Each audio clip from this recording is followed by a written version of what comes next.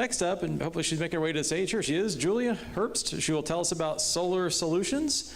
And Julia serves as a co-op coordinator in the Gulf Coast of Florida for Solar United Neighbors, a DC-based nonprofit. So Julia, take it away. Thank you. Everyone hear me okay?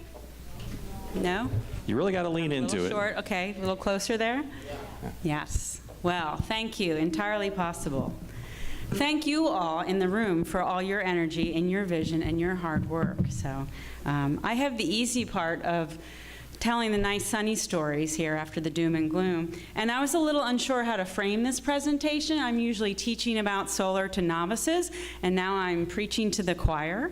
And amidst all the recent climate reports, I was cheered by the announcement of the Nobel Prize in Economic winners, William Nordhaus and Paul Romer, and they addressed how market economy interacts with nature and knowledge and climate change.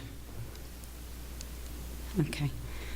And amidst all these reports, I heard words like technological innovations, ideas versus goods, prosperity, thriving, the spread of ideas, technology and ideas. And I was particularly excited about this phrase from some of Paul Romer's press conference on climate change reporting, on whether it's too late to do anything. And the quote was, "It's entirely possible for humans to produce less carbon." He said, there'll be some trade-offs, but once we begin to produce fewer carbon emissions, we'll be surprised it wasn't as hard as was anticipated. So these reports and our presentations today can have several results. They can make us feel daunted or apathetic or hopeless, or maybe they make us angry, but angry and informed, and angry and motivated to attack a very hard problem. So today, I'm much more excited to share some of the successes that Solar United Neighbors has accomplished and about solar technology and ideas that we can use to do much more, much better. So let's talk about the solar technology. So solar energy, fortunately, this is not new.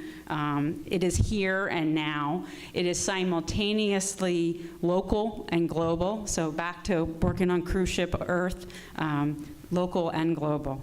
It's abundant, it's clean, it's renewable. Fortunately, it is also nonpartisan, and its success does not depend on people's view on climate change. Yay for us. People go solar for many different reasons, to save money, to reduce pollution, for good jobs, economic reasons. But regardless of the reason a homeowner goes solar, the technology still works, and it remains here and now, local, global, abundant, clean, and renewable. So fortunately at Solar United Neighbors, we don't have to sell any ideas or technology.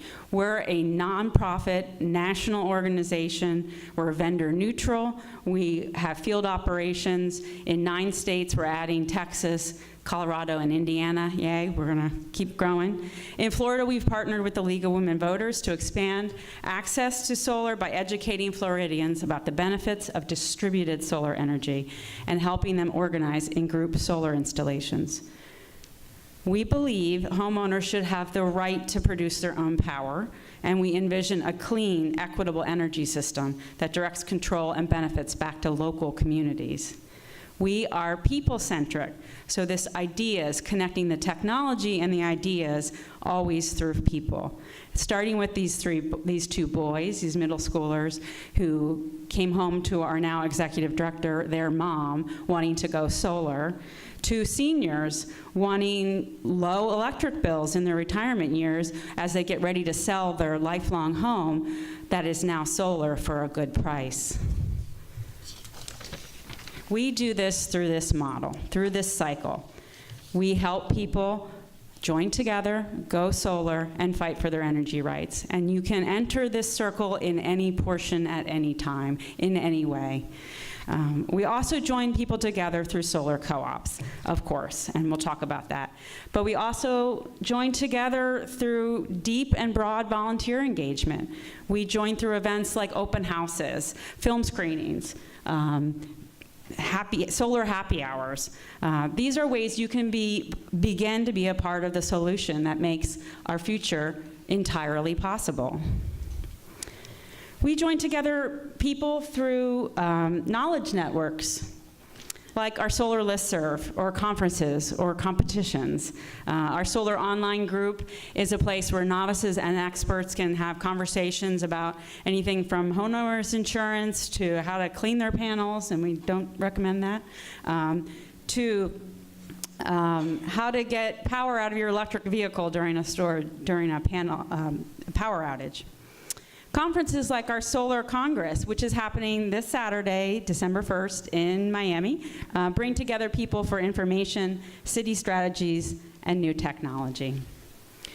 We join together people with partners and projects to become parts of the real solutions.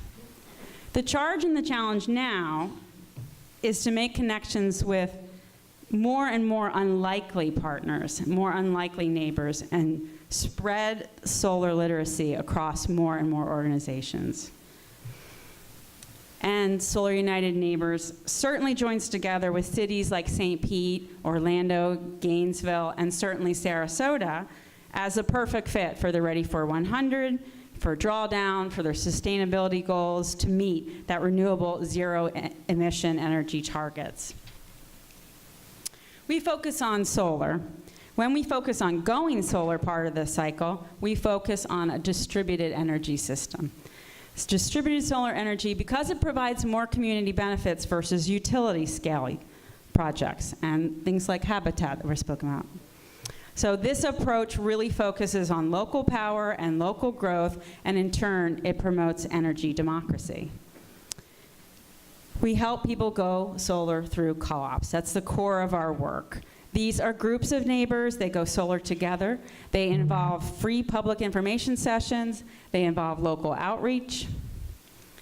In the co-op, the group selects a single solar company to install for the group. That leverages their bulk purchasing power and get a discount on a quality system. And the participants then get support from Solar United Neighbors of Florida throughout the process. So we have a lot of big stats in Florida.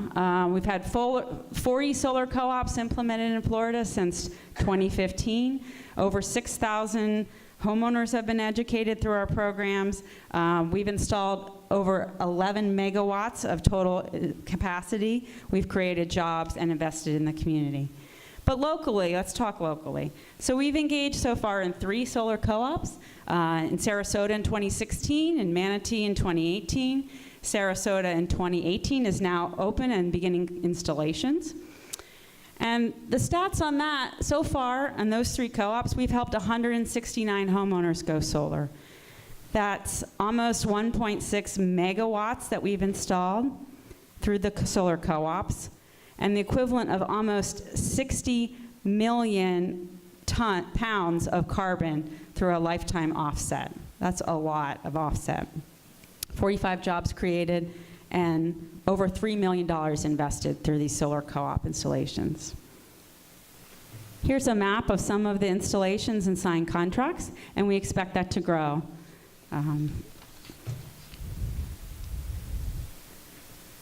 So there is there's growth outside of the co-op as well as far as going solar. Because of the information that a co-op participant gains, they're likely to go solar outside of the co-op if they don't go with the installer, or at a future time. They're more likely to tell their neighbor. The co-ops are highly valued. Even for people who don't go solar through the co-op, they would recommend the process. 86% of the people who don't even go solar through the co-op recommend the process. So we feel it's a very successful public solar literacy education piece. And other ways to help people go solar. We're creating meaningful engagement with different communities to spread the word about clean energy. We have a membership program with a free help desk. We have education programs like Girl Scouts and Boy Scouts and their Sun Patch, always to keep the youth growing up knowing that this is an option and a piece of their future. We have realtor trainings on how to sell your solar home, how to value your solar home.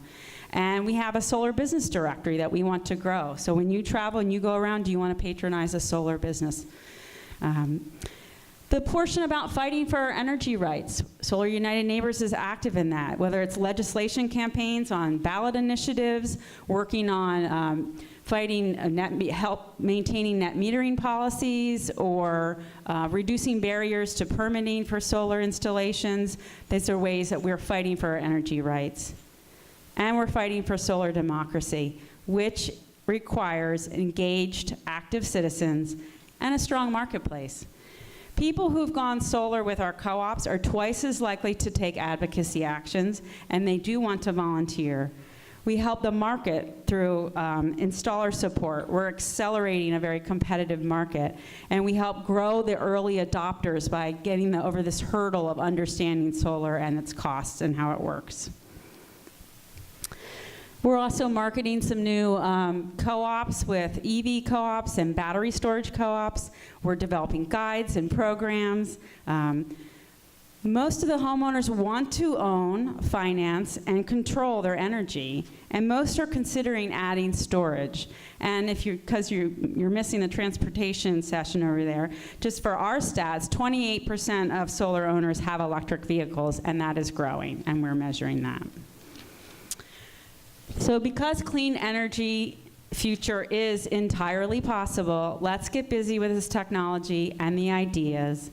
It is the flow of history, it is the right direction, it's the economic necessity. So let's be inspired by the ideas, scared by the knowledge, enough to take action, and not so daunting to feel helpless.